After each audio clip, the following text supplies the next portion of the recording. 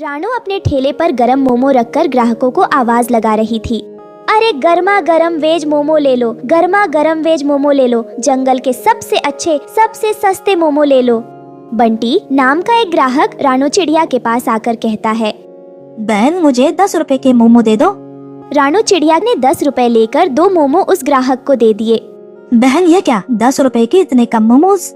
भैया महंगाई बहुत है। अब इतनी भी महंगाई नहीं है। ये क्यों नहीं कहती कि तुम मनमानी कीमत लगाकर ग्राहकों को ठग रही हो? भैया मेरी बात का विश्वास करो, मुझे थोक में स्वयं ये वेज मोमो बहुत ही महंगे पड़े हैं। इस पूरे गांव में केवल जमींदार कालू ही वेज मोमो की सप्लाई करता है।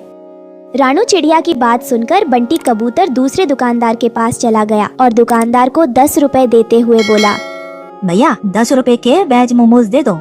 दुकानदार ने बंटी को 10 रुपए में 5 मोमो दे दिए। बंटी कबूतर वो वेज मोमो लेकर रानू चिड़िया के पास आकर कहता है, तुमने 10 रुपए के मुझे 2 वेज मोमोज पकड़ा दिए और उस दुकानदार ने मुझे 10 रुपए के इतने ढेर सारे मोमो दिए। लाओ मेरे पैसे वापस करो, मुझे तुम्हारे वेज मोमोज नहीं खरीदने। और मैं तो क्या, तुमसे इस जंगल में कोई भी वेज मोमोज नहीं खरीदेगा। तुमने तो लूट मचा रखी है।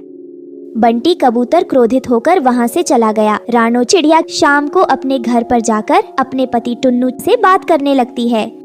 मेरी समझ में नहीं आता टुन्नू जी कि बाकी दुकानदार सस्ते में 10 रुपए के 5 मोमो ग्राहकों को कैसे दे देते हैं। इससे मेरी दुकानदारी पर बहुत बुरा असर पड़ रहा है। रानो पता नहीं तुम्हें कब अकल आएगी। अरे तुम ये क्यों नहीं समझती कि वो जमींदार कौवा आपको महंगे वेज मोमोज बेचता है और उन बड़े दुकानदारों को सस्ते वेज मोमोज देता है। लेकिन इससे जमींदार कौवा को क्या फायदा होगा? जरा सोचो, कुछ समय पहले हमारे जंगल में वेज मोमो के न जाने कितने ठेले थे, लेकिन धीरे धीरे करके वो सारे ठेले समाप्त हो गए। अब इस जंगल में केवल तुम ही ठेले पर वेज मोमोज लगाकर बेचती हो। जिस दिन तुम भी इस धंधे को बंद कर दोगी, उस दिन वो दुकानदार मनमाने रेट में ग्राहकों को वेज मोमोज बेचेंगे। तुम ठीक कहते हो टुन्नू, मुझे इस बारे में जमींदार से बात करनी होगी। अगले दिन रानू चिड़िया गांव के जमींदार के पास चली गई। रानू चिड़िया को देखकर जमींदार ने कहा, क्या बात है रानू चिड़िया, कल ही तो तुम मुझसे वेज मोमोज लेकर गई थी, क्या इतनी जल्दी तुमने वह बेच दिए? मैं इसी सिलसिले में आपसे बात करने के लिए आई हूँ। क्या हुआ, सब ठीक तो है? जमींदार साहब, सारे जंगल के दुकानदारों को आप ही मोमो बेचते हैं, मगर कुछ दिनों से मैं देख रही हूँ कि सारे दुकानदार कम रेट में ग्राहकों को वेज मोमो ज्यादा देते हैं। ये तो अच्छी बात है रानू चिड़िया, तुम भी कम रेट में ग्राहकों को मोमो बेचो। जमींदार साहब, दुकानदार ऐसा तभी कर सकते हैं जब आप उन्हें सस्ते में और मुझे महंगे में वेज मोमो दे रहे हो। तुमने बिल्कुल सही कहा रानू चिड़िया, क्योंकि जितने भी दुकानदार हैं वो सब नकद में मुझसे वेज मोमोज खरीदते हैं और बड़े पैमाने पर इसका कारोबार करते हैं, और तुम ठेला लगाकर उन सबकी दुकानदारी खराब करती हो। इसलिए तुम आज से वेज मोमोज बेचना बंद कर दो। ये तो बहुत गलत बात है जमींदार साहब। इसका मतलब मेरे पति बिल्कुल सही कह रहे थे। आप छोटे दुकानदारों को खत्म करके बड़े दुकानदारों को बढ़ावा दे रहे हैं। तुम्हारी हिम्मत कैसे हुई मुझसे इस तरह से बात करने की? आज से तुम्हें कोई वेज मोमो शोमो नहीं मिलेंगे। जाओ, जाकर कोई और धंधा देखना शुरू कर दो। जमींदार कौवा ने रानू चिड़िया को अपमानित करके अपने घर से बाहर निकाल दिया। अगले दिन से रानू चिड़िया ने ठेला लगाना बंद कर दिया और बड़े दुकानदारों ने अपनी मनमानी शुरू कर दी। कुछ दिन बाद बंटी कबूतर एक दुकानदार के यहाँ पर वेज मोमो लेने के लिए आया। मुझे 10 रुपए के वेज मोमोज दे दो। दुकानदार ने 10 रुपए के 2 मोमो बंटी को पकड़ा दिए। अरे ये क्या, 10 रुपए के इतने कम मोमोज? इतने रुपए में सिर्फ इतने ही मिलेंगे। जानते भी हो वेज मोमोज के रेट आसमान छू रहे हैं। मैं इतने महंगे वेज मोमोज नहीं खरीद सकता। तो फिर आज से मोमोज खाना बंद कर दो। रानू इस दृश्य को बहुत गौर से देख रही थी। वो निराश होकर अपने घर पर आकर बैठ गई कि तभी जंगल की एक बुजुर्ग चिड़िया वहाँ पर आ गई। अरे मौसी, आप अचानक यहाँ कैसे? तुम्हारे साथ जमींदार ने बहुत ही गलत किया। जमींदार को ऐसा नहीं करना चाहिए। अब क्या कहूँ मौसी, मैंने सुना है कि किसी जमाने में आप अपने खेतों में बड़ी तादाद में मोमो की सब्जियाँ उगाया करती थी। उस दौर में मैं दुकानदारों को मोमो बनाने के लिए सब्जियाँ मुफ्त में दे देती थी। लेकिन अब जमाना बदल गया है ना। जमाना चाहे भले ही बदल गया हो रानू चिड़िया, लेकिन वेज मोमो का जादुई गांव आज भी है। यह सुनकर रानू चिड़िया बुरी तरह से चौंक जाती है।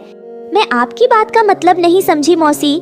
रानू चिड़िया, जंगल के सभी पक्षी यह समझते हैं कि मैं अपने खेत में मोमो उगाया करती थी, लेकिन यह सच नहीं है। सच तो यह है कि मैं उस वक्त में वेज मोमो जादुई गांव से लेकर आती थी। उस जादुई मोमो के गांव का द्वार कहाँ खुलता है, यह केवल मैं जानती हूँ। मैं चाहती हूँ कि तुम उस जादुई मोमो के गांव में जाओ और वहाँ से मोमो लाकर सारे जंगल में मुफ्त में बांटो। उसके बाद तुम चमत्कार देखना।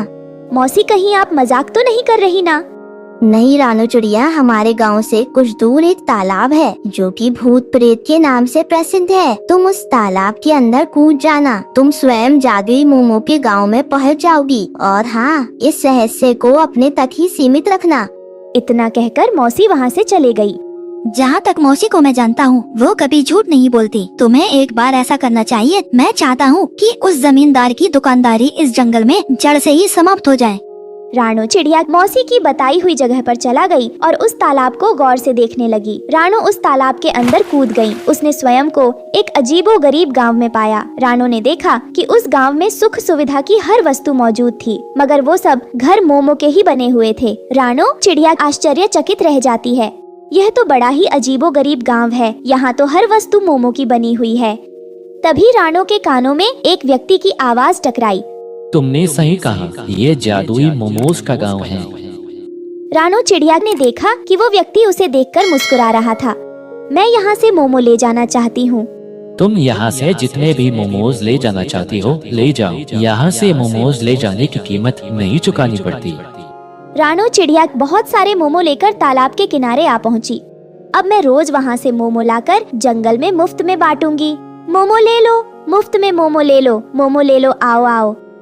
मुफ्त मोमो सुनकर सभी पक्षी रानू चिड़िया के ठेले पर आ जाते हैं। इस प्रकार जमींदार का मोमो का कारोबार ठप्प पड़ जाता है। दूसरी ओर जमींदार गुस्से से आग बबूला हो उठा और अपने आप से कहा, आखिर ये 2 कौड़ी की रानू चिड़िया अपने आप को समझती क्या है? इसकी वजह से मेरा सारा धंधा चौपट हो गया। मैं इसे छोड़ूंगा नहीं, मैं इसे सबक सिखा कर रहूंगा। इतना कहकर जमींदार गुस्से से बाजार में उस जगह पर चला गया जहाँ पर रानू चिड़िया अपना ठेला लगाती थी।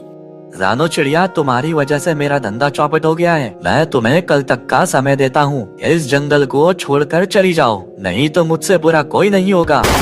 जमींदार गुस्से में रानू का ठेला तोड़ देता है और उसके घर को भी अपने गुंडे पक्षियों से कहकर उस पर बुलडोजर चलवा देता है। रानू रोते हुए अपने पति और बच्चे के साथ उस नदी किनारे जाकर रोने लगती है। तभी उस नदी में से एक मायावी देवी बाहर आती है। क्या बात है रानू चिड़िया, तुम उदास क्यों हो? तुम तो कल ही मोमो लेकर यहाँ से गई हो, क्या हुआ मुझे बताओ।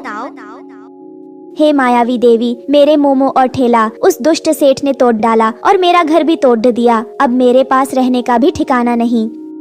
अच्छा, तुम परेशान मत हो, मैं अभी तुम्हारा घर तैयार कर देती हूँ। इतना कहते ही वहाँ एक पेड़ पर मोमो का सुंदर घर तैयार हो जाता है। ये एक जादुई मोमो घर है। इसमें तुम्हें एक टोकरी रोज मोमो से भरी मिलेगी, जिसे बेचकर तुम अपना गुजारा कर सकती हो। रानू चिड़िया ये देखकर बहुत खुश हो जाती है और अपने परिवार के साथ मोमो के घर में खुशी खुशी रहने लगती है।